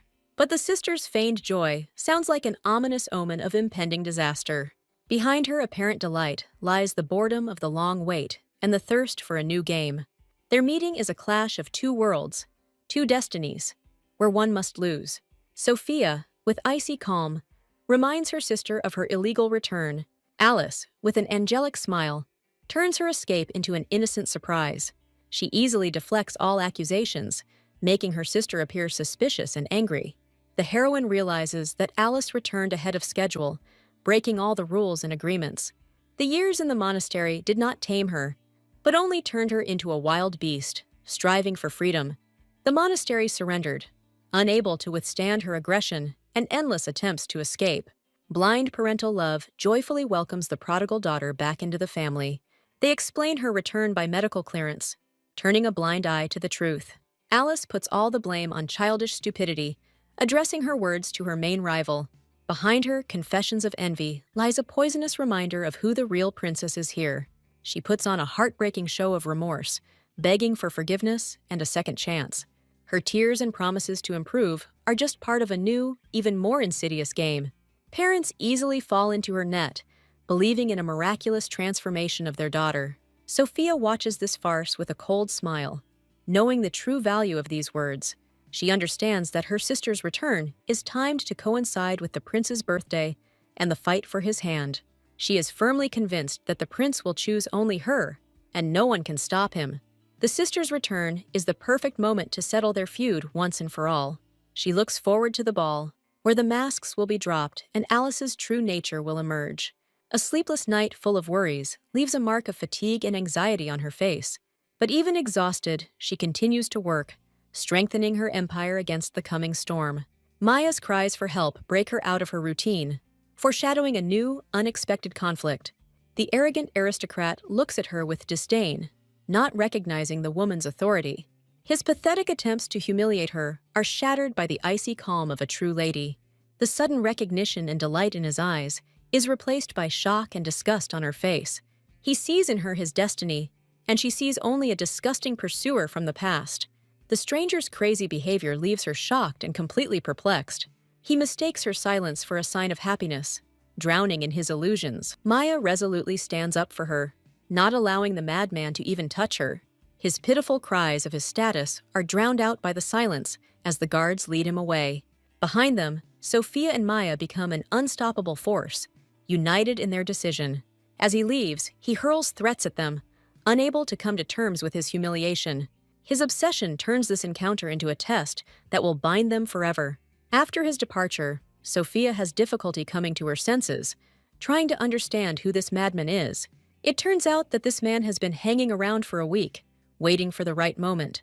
His self-confidence is based on his high birth and contempt for the lower classes. After experiencing shock, Sophia decides to strengthen security, anticipating new threats. But Maya brings bad news. There is another, more serious problem looming over their business. One of their regular customers fell victim to a daring and clever scam. Fake workers, posing as them, gained access to his lands. The naive count believed the imposters and allowed them to rule his fields. When the deception was revealed, it was already too late. The harvest was destroyed, and the fields were devastated. This news shocks Sophia, because not only the harvest is at stake, but also her reputation. It turns out that the real workers received a fake letter ordering them to stay home. She understands that someone is deliberately trying to destroy everything she has built for so long. Putting aside her emotions, she develops a clear plan of action to catch the imposters and save the business. Maya is pleased to report that all issues were resolved thanks to her prompt intervention. Luckily, no other customers were harmed, saving their reputation from complete ruin. Although the main villain is still at large, his accomplices have already been spotted and are under surveillance. Count Gustav, who became a victim of deception, does not hold a grudge against them, trusting them completely. Their honesty and many years of work became the guarantee of trust that could not be destroyed by outside intrigue. Sophia kisses her faithful friend's hand with gratitude, appreciating her devotion and support. At this moment, their business relationship develops into a real, strong friendship. Meanwhile, the obsessive stalker sees Maya as the main obstacle to his love. Immersed in her work, Maya doesn't notice how the darkness thickens outside the window, bringing a new threat. This stressful time exhausts her, making her forget about rest and her own safety. The desire to help Sophia becomes Maya's main motivation, overshadowing her fatigue. She takes on the matter with determination, promising to put an end to all these problems. But behind her, darkness is already thickening, and the shadow of a possessed madman hangs over her. The next morning, her subordinates recall her fortitude the previous day with admiration. As a token of gratitude, one of them decides to clean her office, wanting to help in some way. But instead of order, he finds his mistress unconscious, plunged into horror. Grief reigns in the Citron family home. Maya has become the victim of a brutal attack. Sophia can hardly contain her rage, seeing her friend wounded and defenseless. Maya's parents are devastated but grateful that their daughter is alive. Their apologies hurt Sophia because she blames herself for not being able to protect her friend. A feeling of guilt tears at her heart. She could not protect the one who trusted her, but Maya's parents refuse to blame her, seeing what happened as nothing more than a tragic accident. The fact that even experienced security guards were neutralized speaks to the high level of the attackers. Their words of support and concern for her safety only strengthen her determination to find those responsible. Maya comes to, and her first words are a weak muttering about the horror she experienced. Memories of the attack, the chaos, the pain, the helplessness, torn her even in her delirium. Even on the edge of consciousness, she blames herself for failing to protect something important. Sophia tenderly reassures her, telling her that her life is the only thing that matters. Tears of relief and joy mix with grief on her face when she sees her friend alive. She understands that all these events are not a coincidence, but links in one chain leading to one enemy. Her policy of neutrality proved to be a mistake, because in this game, one cannot remain on the sidelines. The attack on Maya was the last straw for her. An icy fury froze in her eyes. She would find the culprits and make them pay. A sudden call from her sister interrupts her plans, foreshadowing a new, unpleasant clash. With a false smile, Alice hands her father's invitation, hiding her gloating glee. Sophia struggles to remain calm, sensing that there is another trap behind this. Alice's gloating grin gives her away. She's enjoying Maya's suffering. A terrible guess pierces her mind. The return of her sister and all these troubles are connected. She vows to herself to get to the bottom of the truth, no matter what the cost. Talking to her father becomes the first step in her investigation that will determine their future. Sophia's father reports with alarm the misfortune that has befallen Lady Maya. The girl understands that the situation has gone too far, and it is time to act. A man hesitantly begins a difficult and unpleasant conversation with his daughter. The heroine, with icy calm, offers her father a radical solution to the problem. She shrewdly guesses the true reason for his concern. The dirty rumor about Sophia, like a poisonous snake, is spreading through high society. The father, broken by the pressure, begs his daughter to lie low and wait out the storm. The girl smiles dazzlingly because she already knows the name of her enemy. The heroine's confidence shocks her father, while she calls the gossip stupid. Sophia coldly anticipates revenge, forcing the culprit to pay for everything. The father is horrified to realize that inaction will only help his enemies, who all have the same sinister plan. Sophia, with a predatory smile, promises her father to triumphantly resolve all problems by Prince Leo's birthday. A man with a heavy heart, but complete faith in his daughter, gives her carte blanche for a risky plan. At a luxurious ball, guests, blinded by the splendor, whisper about the incredible wealth of the hostess. Amidst the admiring gossip about the magic of her success, a smug Lord Guise appears on camera. The dim-witted Lord Guise boastfully claims that his thriving business is just a casual hobby. Behind his back, the guests gloat, recalling the man's resounding failure and his dubious position. 6 months ago, messengers arrived at his estate with a royal decree, foreshadowing trouble. The official angrily reads out a list of Guise's crimes, accusing him of ruining the nation and engaging in illegal activities. The frightened aristocrat is shamefully stripped of his title of count, condemning him to eternal oblivion. The royal decree mercilessly deprives him not only of his title, but also of all his lands. Broken and humiliated, Guise cannot understand why fate treated him so cruelly. He blames everyone around him for his fall, servants, subjects, and even his own parents. Denying reality, the man madly convinces himself of his genius and vows to return everything. In his inflamed mind, Sophia becomes the key to returning to high society and achieving unprecedented heights. Obsessed with this thought, he finds himself at the door of her trading company, overwhelmed by his own obsession. The whole world knows Lady Sophia as a brilliant aristocrat who created her own powerful guild. But Guise sees in her not talent, but only enchanting beauty and kindness, which drive him crazy. He decides that this girl is made for him and should belong only to him. Unable to get close to the object of his passion, he curses fate in despair, shouting out her name.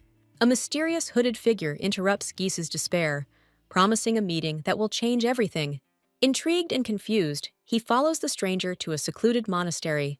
In a light-flooded hall, he sees a nun praying, and her silhouette instantly captivates him. Lady Alice, angelically beautiful, turns around as if she had been waiting for him all her life. In the confessional, he pours out his soul, and she, having listened to him, becomes his savior. Overjoyed, Guise thanks his patroness for the new estate. The nun slyly calls him her elder sister's destined one, Mr. Raccoon. She disarms him with flattery, comparing him to a cute little animal from the Far East. Her eyes gleam predatorily as she pitches him the idea of becoming a hero in her sister's eyes. The girl laughs innocently, but Guise goes cold, realizing that he has become a pawn in someone else's game. Guise grins maliciously, because now he has the perfect plan to get Sophia and the high title. His mysterious accomplice is confident of success because their insidious plan is going like clockwork. In his pathetic dreams, he already sees himself as an all-powerful duke with a beautiful heroine at his side. Burning with impatience, he hugs the letter to himself, imagining the girl in his disgusting embrace. A love letter from Giz Razef flies to Sophia Orwin, carrying poison and sweet deception. The girl accepts the invitation to dinner, hiding her true and merciless intentions behind a polite smile. Blinded by her beauty, he fawns and fusses, not noticing the trap he has fallen into. Sophia alludes to the recent rumors with icy calm, carefully watching his nervous reaction. In her thoughts, she turns to her faithful protector, who discreetly guards her from any threat. Just a few hours ago, preparations for the decisive move in this dangerous game began in her castle. Sophia studies the dossier on Giza, a commoner from a fallen noble family, with cold interest. The documents mercilessly reveal the story of his inglorious fall, full of despair and failure. But contrary to common sense, he continues to live in luxury, which arouses even more suspicion. A connection with the influential Count Gustav becomes the key to his sudden enrichment. The girl, with a satisfied smile, thanks her faithful assistant for the prompt and accurate information. He modestly calls his dangerous work a simple hobby, which makes her smile sincerely. Now the heroine's suspicions only grow stronger because she feels someone's invisible hand behind Giza's back. She understands that such an insignificant person could not have planned such daring incidents alone.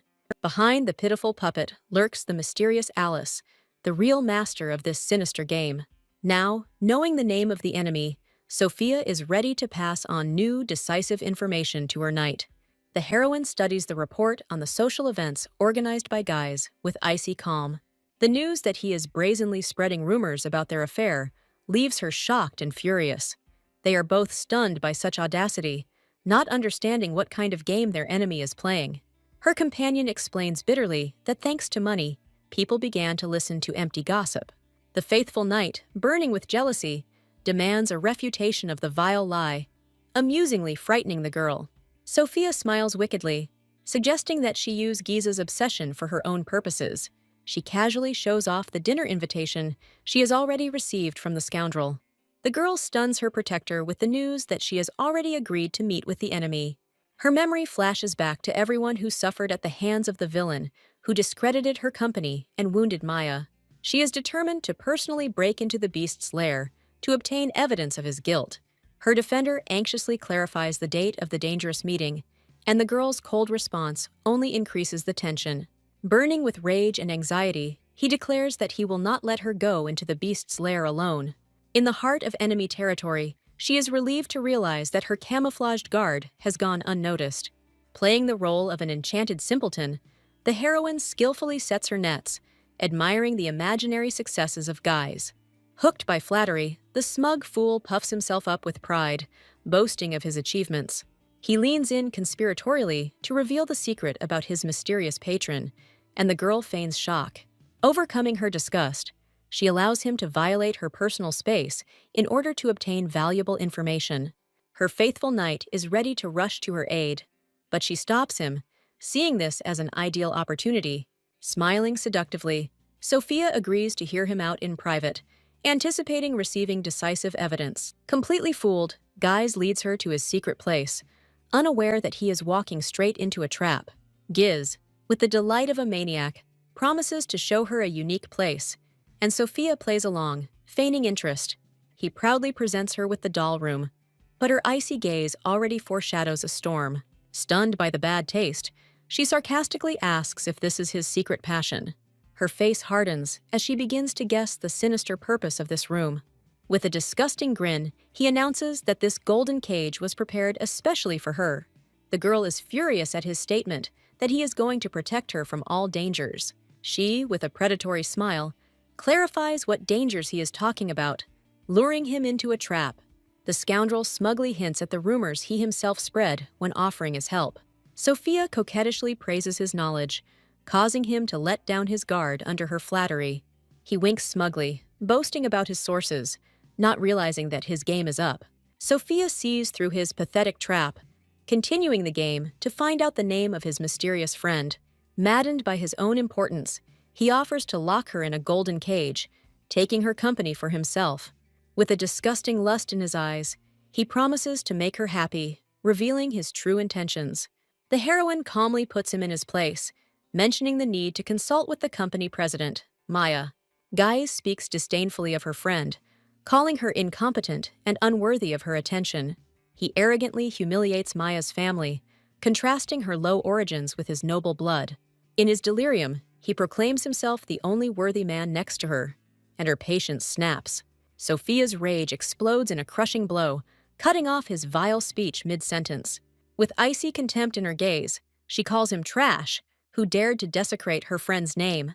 She fondly recalls how she personally invited Maya to join her company, as their friendship is priceless. Sophia proudly states that their company exists only thanks to Maya's wisdom and talent. She fondly remembers her only friend, whom she trusts more than herself. An icy rage contorts her face as she asks how he dared call her friend incompetent. Her voice rings with contempt as she hurls his own filthy insults back at him. With deadly calm, she hints that by humiliating Maya, he was actually describing himself. An explosion of uncontrollable rage sends the villain to the floor, where he belongs. Towering over him, she disgustedly orders the insect to beg for forgiveness for her friend. In a panic, he tries to justify himself and accidentally lets slip about the attack on Maya. Her gaze becomes razor-sharp as she caught him in a fatal mistake. She drives him into a corner because only his own people knew about the attack, and now he has nowhere to run. A deathly calm Sophia delivers her verdict, accusing him of attacking Maya. Cornered, he erupts into an animalistic rage, spewing insults and threats.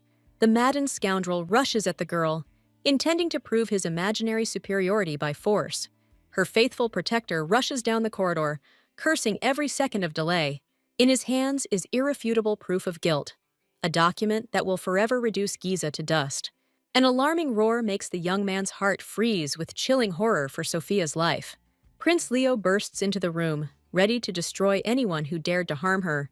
He finds her unharmed and radiant, sitting on her fallen enemy, and breathes a sigh of relief. Even humiliated and defeated, Guise continues to scream, unaware of who stands before him. Having recognized the prince, he, in horror, reveals his last secret, confessing to the assassination attempt and signing his own death warrant. Prince Leo coldly informs him that he personally took care of the mercenaries, dispelling the scoundrel's last hopes. He mercilessly presents the defeated Giza with irrefutable evidence found in his office. Seeing a forged letter designed to defraud a trading company, Guise freezes in mute horror. This false notice, identical to the one sent to Count Gustav, becomes the final nail in his coffin. The accusation of sabotaging his own company falls upon him, leaving no chance for salvation. In a panic, he tries to deny the obvious, but his pathetic excuses are drowned in the contempt of the victors. In despair, he accuses them of conspiracy, but the sudden appearance of guests interrupts his hysteria. An elegant stranger, smiling, asks permission to join this exciting performance. Ryan reports that all the enemies in the mansion have been captured, and the prince orders the main criminal to be taken away. Guise clings to his title, not realizing that in the face of royal power, he has no rights. Prince Leo smirks and challenges the worthless man to repeat his words to the face of the heir to the throne. The realization of total collapse hits Giza as he is led into the darkness to meet his fate. Having recovered from the shock, Sophia shyly thanks her savior for his invaluable help. Overcoming all barriers, the prince grabs the girl in his arms, catching her by surprise. He hugs her tightly, speaking with pain in his voice about his fear for her and her disheveled outfit. The heroine apologizes guiltily, but he only hugs her tighter, finding comfort in her closeness. She reassures him with a sly smile, boasting that the prince's self-defense lessons were not in vain. He sadly thinks that such a strong girl could have managed without him, but she resolutely denies it. Sophia tenderly admits that only his presence gives her the courage to act so recklessly. In his heart lives the hope of becoming the only haven where a brave heroine can allow herself to be weak. With a trembling heart, she admits that she has strived all her life to become his most reliable support. His heart melts with happiness, because her carefree smile next to him is his main reward. The next day, in the cold dungeon, Guise, broken and crushed, curses his unenviable fate. He shakes the bars in despair, but his pitiful cries are interrupted by an unexpected and ominous voice. A mysterious old woman appears at his cell, promising him a quick release with a deceptively kind smile. Recognizing her as Lady Alice's messenger, he greedily clings to the last hope of salvation. Not sensing any danger, he drains the bottle of wine in one gulp, hastening his savior and his own death. A sudden pain shoots through him, and he looks at his hands in horror, realizing the fatal mistake he has made. The old woman reveals the truth with a malicious grin. Salvation is promised, but not in this life. In his death throes, he falls to the cold floor, and his killer silently disappears into the darkness. A loyal servant reports to Lady Alice about the cold-blooded elimination of an unnecessary pawn, Lord Guise. Alice sighs with annoyance at the failure of the plan to denigrate her sister, but her eyes glow with anticipation. With a crazy grin, she awaits the ball, the day of her triumph and transformation into a real princess. Maya, recovering from the attack, admires her friend with genuine delight before the ball. In a dazzling outfit, Sophia exudes confidence as she prepares for the decisive battle at the festival. The friends sadly say goodbye, but Maya convinces the heroine to enjoy the evening for the sake of Prince Leo. The appearance of the powerful ducal family of Orvan causes a sensation, demonstrating their unshakable power. Lady Alice, in the guise of an innocent angel, evokes whispers and admiration for her deceptive simplicity. Despite the appearance of a rival, all eyes are on Sophia, the true queen of the evening. Guests are generous with compliments, praising the incomparable heroine's intelligence, beauty, and business acumen. Sophia notes with a satisfied smile that the dirty rumors about her have finally dissipated, giving way to the truth. The guests are burning with curiosity, wondering who the crown prince will choose as his companion for this evening. The heroine, with the confidence of a queen, realizes that her status as the prince's bride predetermines her great future. Prince Leo, with anxiety and tenderness, searches the crowd for her, the only one who occupies all his thoughts. He recalls yesterday's events with regret, regretting that he could not be with her in difficult times. The news of the Orvan family's arrival makes his heart beat faster in anticipation of the long-awaited meeting.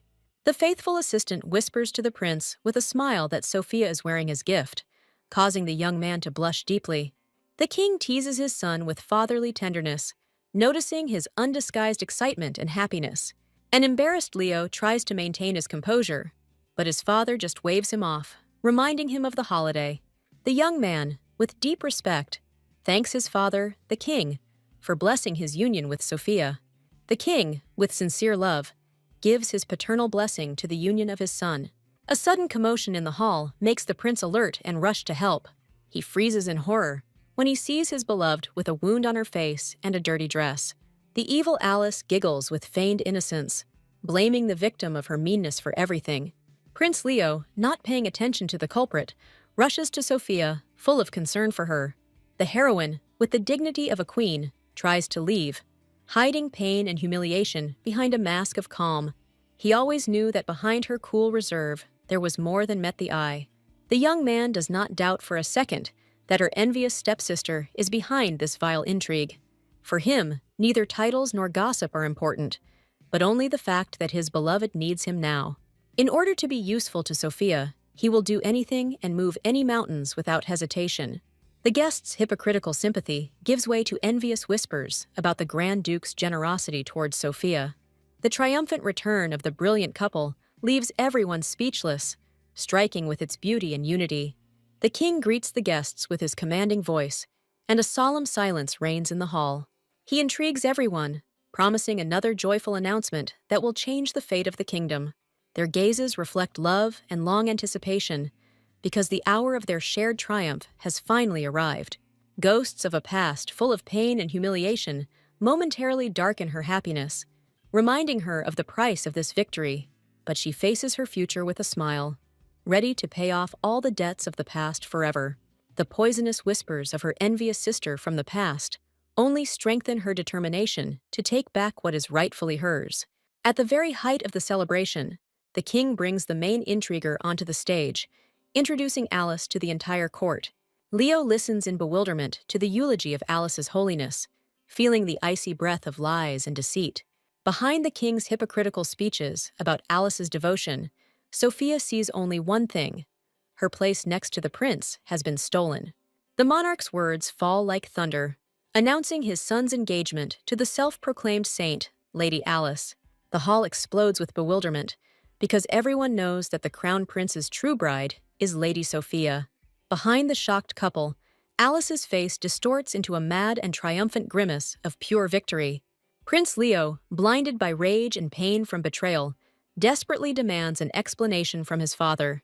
He declares to everyone that his only bride was and will be only Sophia, standing next to him. The king, with icy calm, challenges his son, questioning his loyalty to the crown and his father. Addressing his stunned guests, he prepares to deal the final, crushing blow to the heroine's reputation. A terrible prophecy escapes his lips. In the very near future, this woman will become a criminal. He accuses her of conspiring with the church and plotting against the royal family, signing her death warrant. Prince Leo is furious and demands proof, as Sophia's loyalty to the crown and country is undeniable and pure.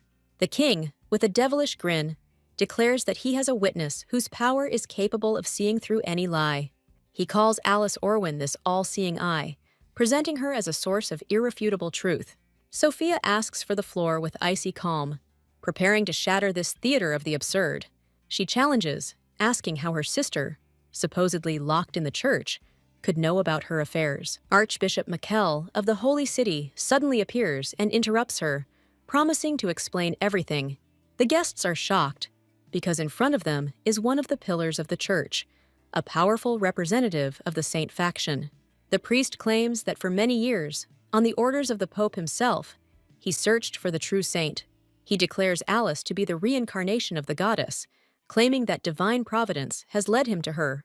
Alice, with an angelic smile, promises to lead the people, hiding her black soul behind a mask of holiness.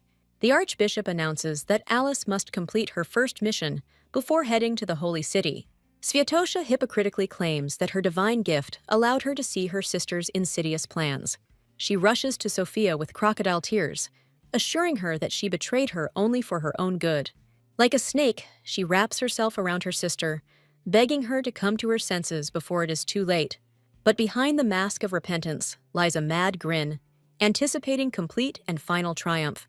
The king, dazzled by her performance, gives his verdict, blessing his son's engagement and sealing it with his will.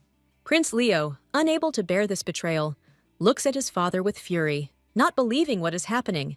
He turns to his beloved with tenderness and pain, seeking an answer and support in her eyes. Sophia looks at him with one last hope, and her silent question hangs in the tense silence. With unwavering faith and love in his eyes, he answers without hesitation that he believes her, and her alone. Gathering all her will into a fist, Sophia turns with icy contempt to the king and her treacherous sister. She falls dramatically to the floor, declaring that accusations about something that has not yet happened are pointless. Alice rejoices internally, reveling in her sister's humiliation and her own, as it seems to her, complete victory. But the heroine, with a devilish grin, warns them against future remorse for their fatal choice. With her head held high, she leaves the hall, leaving behind a trail of shock, bewilderment, and fear.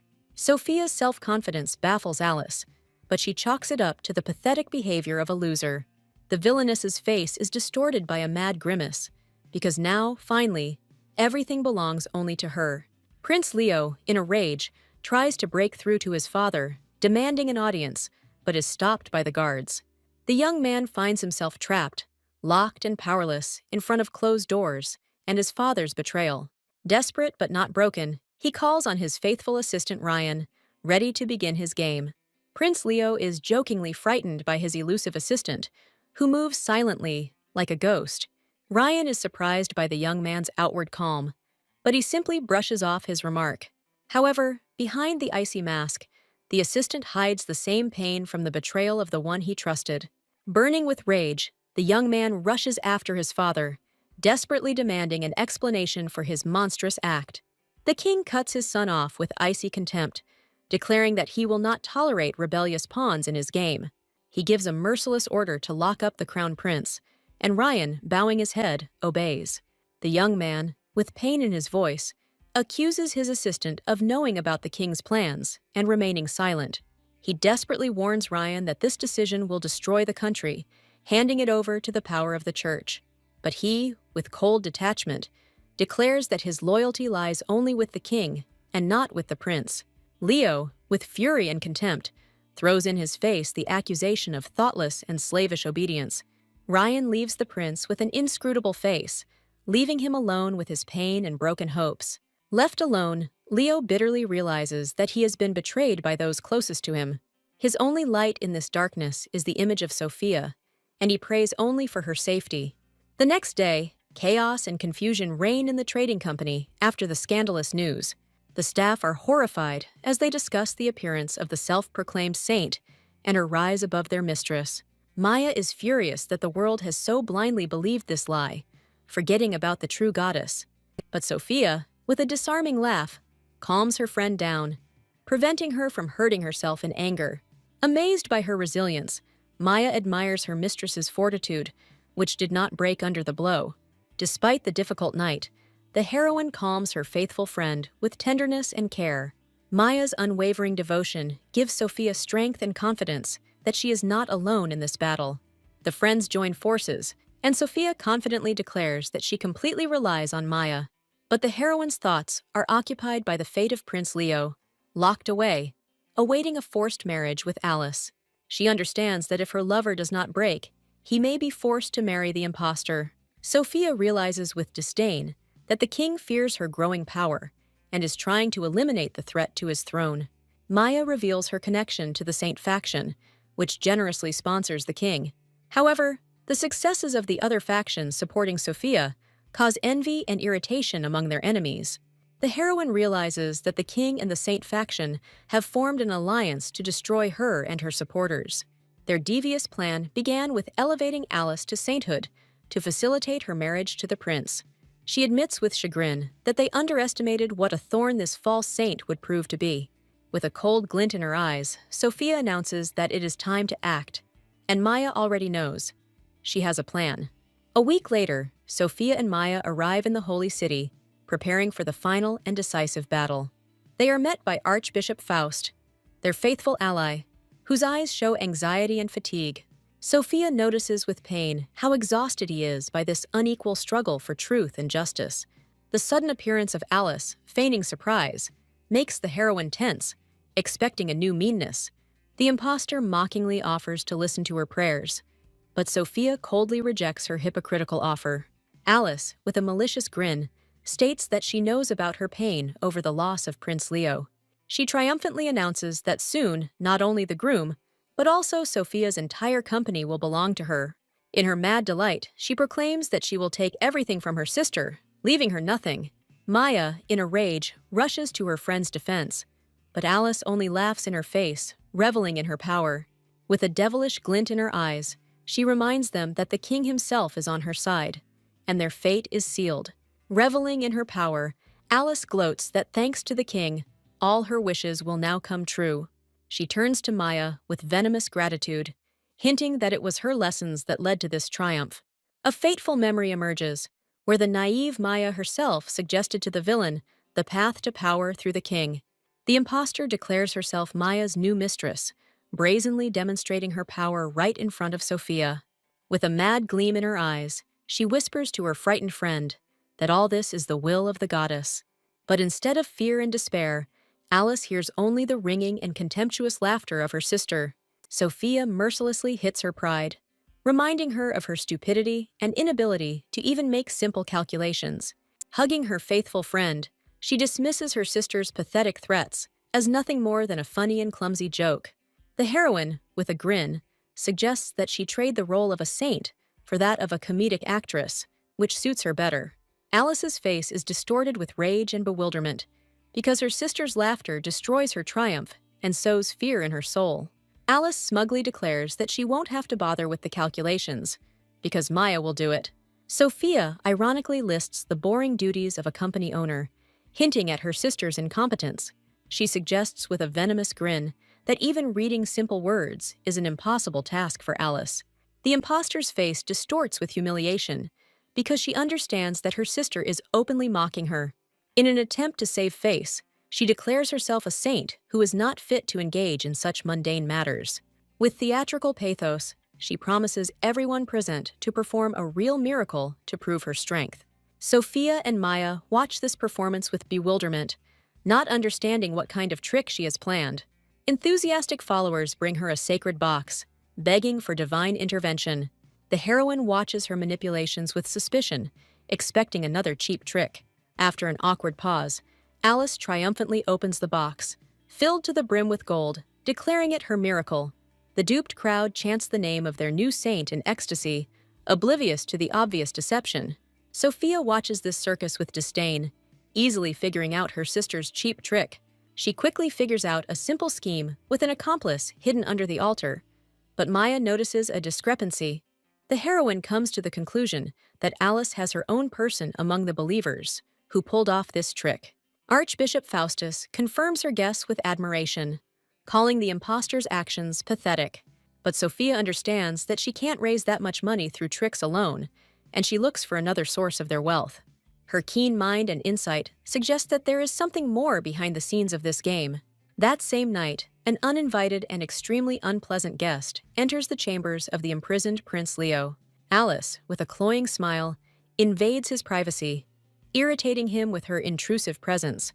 She notes with delight that he recognized her without even looking, reveling in his attention and her power.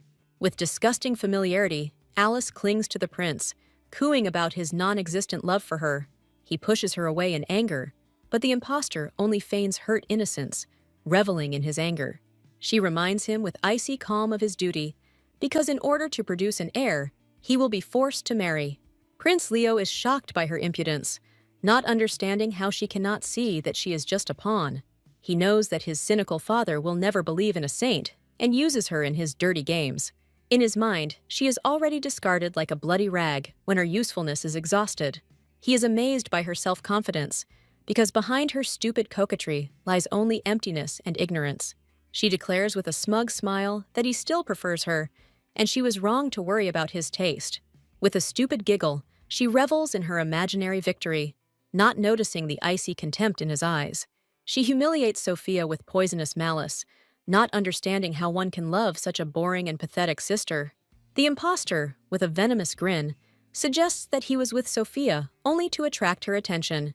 She brazenly declares herself his princess, but Prince Leo's eyes fill with icy fury and disgust.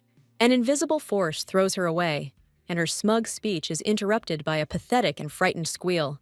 Alice is shocked and furious, unable to believe that her spell didn't work and her perfect plan is ruined. With contempt in his voice, he delivers his verdict to her. She will never surpass Sophia in anything. Turning away from her, he makes a final threat, promising to destroy her if she appears before him again. His words penetrate her mind like poison, and she cannot come to terms with the thought of her defeat. The realization of her own insignificance drives her to madness, and she breaks into hysterical screams. The guards burst in and freeze in shock, seeing the half-naked saint in a fit of uncontrollable rage. Having lost the last of her sanity, she vows to kill anyone who stands in her way, finally revealing her monstrous nature. Irritated by the noise, the king looks at his sobbing puppet with cold indifference. In hysterics, she clings to the king, demanding that he force the selfish Leo to marry her, because she is a princess. Through her sobs, she babbles that she does not understand why he so stubbornly rejects her. His destiny. The archbishop looks on with hypocritical sympathy at her pitiful performance, full of tears and despair. The king, with false tenderness, reassures her, advising her to concentrate for now on her role as a saint. But as soon as the priest agrees, her meekness turns to rage, and she clings to him with a death grip. The impostor's face is distorted with anger, and she hatefully demands an answer as to when she will become a princess. Her naked thirst for power amuses the king, and he admits with a grin that he is impressed by her ambition. With a devilish grin, he promises her a lavish wedding in 2 weeks, indulging her vanity. Having given the order for immediate preparation, he watches as his puppet childishly rejoices at his imaginary victory. The archbishop is horrified by the king's recklessness, but he only waves it off, reminding him of his unlimited power. Alice, with a smug smile, revels in her power, because now everyone obeys her unquestioningly. In her dreams, she already sees herself as a winner, standing on the bones of her defeated and humiliated sister. The day before the wedding, the impostor, blinded by her triumph, is already anticipating her happy future. She plans the wedding details with gusto, planning to tease her sister by showing her the sketches. In her sick imagination, Sophia must be crushed by the irrefutable proof of her defeat. Approaching the prince's chambers, she is surprised to see at the door the one she least expected to meet. Ryan, the king's loyal servant and Leo's jailer, stands in her way, and she tries to understand his motives. She decides that he is on her side, because it was he who helped the king separate her sister from the prince. She addresses him with false politeness, unaware that this man is the key to her downfall.